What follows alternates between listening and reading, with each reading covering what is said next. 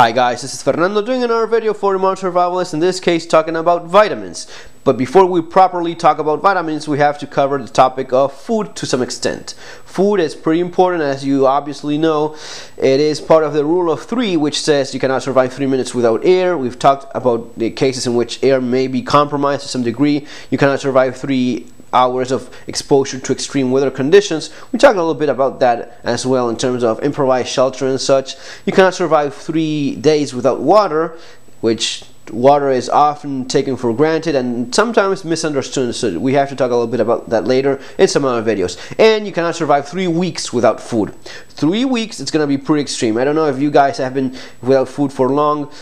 I think that the longest I've been without food, and just trying to find my limit was 3 days.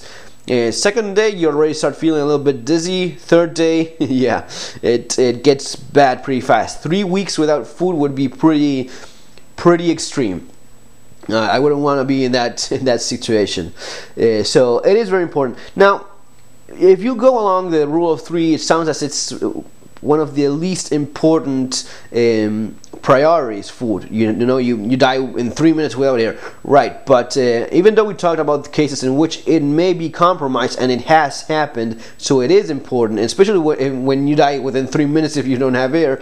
There is a difference. You're going to be needing food every single day. Air is pretty plentiful, and unless some scenarios, it is ready. It is there.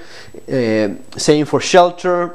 If you have some basic infrastructure, you have your own home, you have maybe a relative that can take you in to his place for some time, you can get by. We talk about the importance of water, and if you go to your next door neighbor, you knock on his door, do you have a glass of water?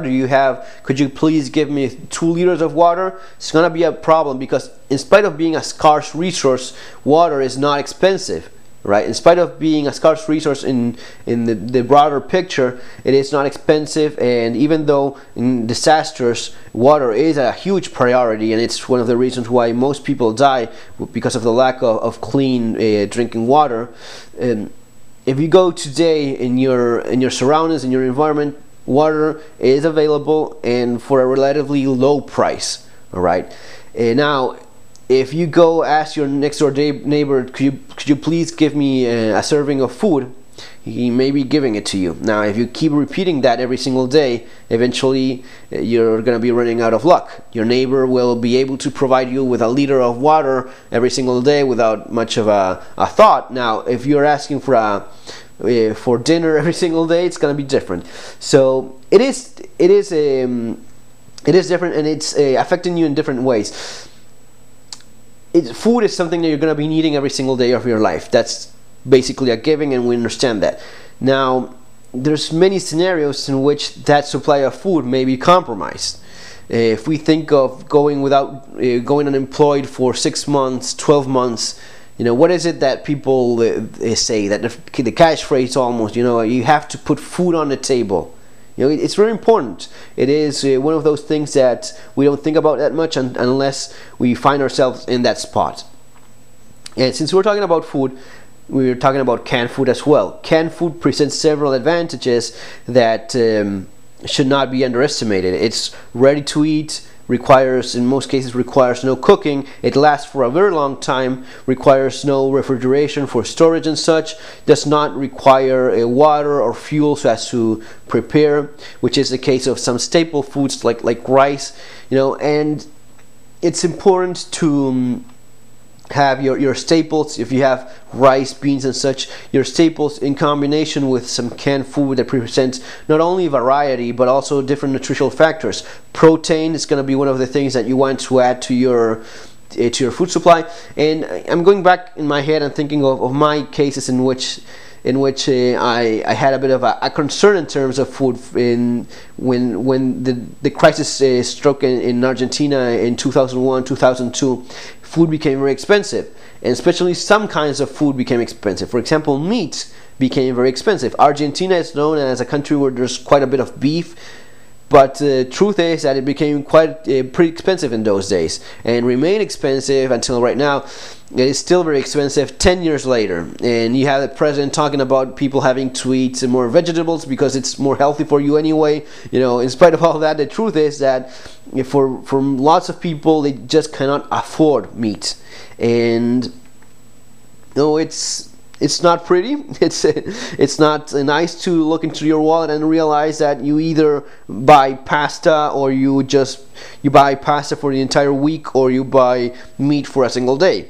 I don't know if many of you have been in that situation. It's not pretty, and you have to make some priorities. It's often heard of people that have, they set aside the more nutritional food for their kids, for their families, and they eat less themselves. It's a very common story in poor countries.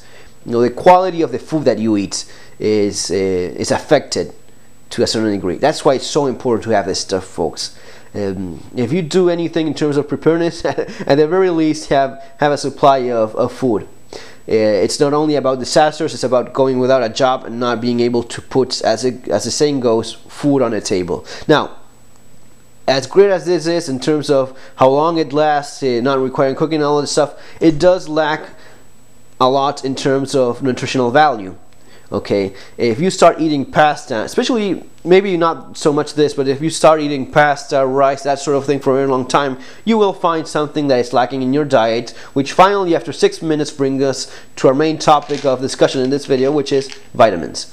Alright, this is something that I saw myself when I had to buy lots of pasta, lots of cheaper food, lots of pizza, that sort of stuff, because buying meat and buying protein and buying that more nutritional food was more expensive.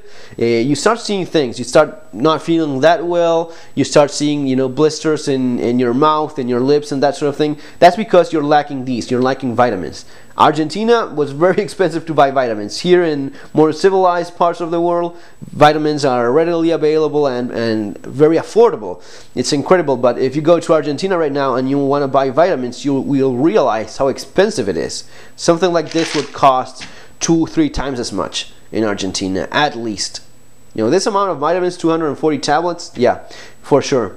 No doubt there. So it is important. So if you are interested in survival and preparedness, as I'm sure you are, and you've started building up your supply of food, canned food for variety and greater nutritional value, don't forget fruits and vegetables canned as well, and you have your staples, rice, beans, and such, you will have to add this so as to make that food nutritional and improve the nutritional value of those staples. Okay, if you have lots of rice, lots of pasta, but you don't have vitamins, in spite of keeping you going, because it is going to be doing that, it is going to be lacking in vitamins. These these come in a variety of options. Some are more oriented for sports and such, or your immune system. I believe that a good general purpose set of vitamins like these, or the A to Z vitamins, a variety of vitamins and minerals, this is a pretty good option, and it's gonna be great for complementing that. Learn to read the components of whatever you're buying.